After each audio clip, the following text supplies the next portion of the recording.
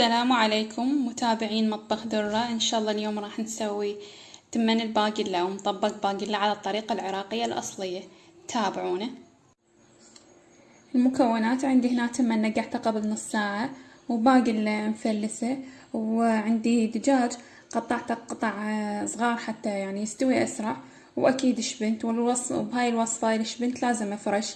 إذا ضفنا الشبنت اللي هو مجفف راح ينطينا ريحة مو طيبة. طبعا ملح وبهارات. اول شي هذا الدجاج هسه راح احمسه، اضيف بهارات،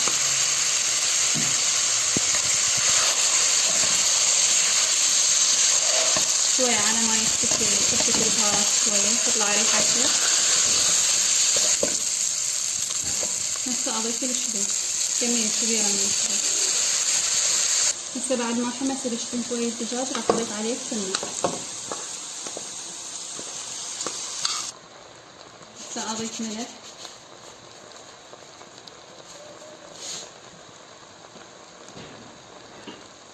وماي حار.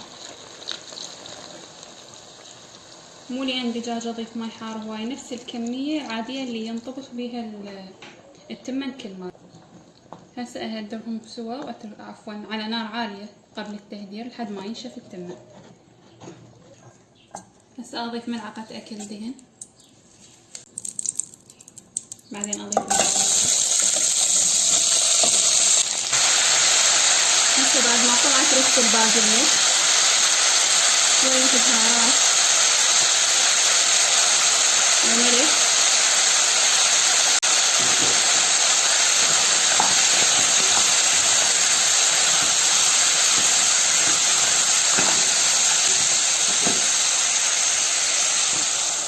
واضيف ماء واتركها على نار قليلة.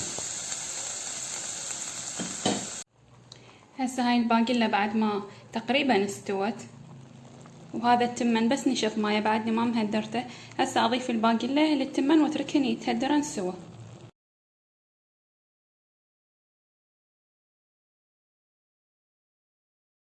بعد ما ضفتهن اقلبهم سوا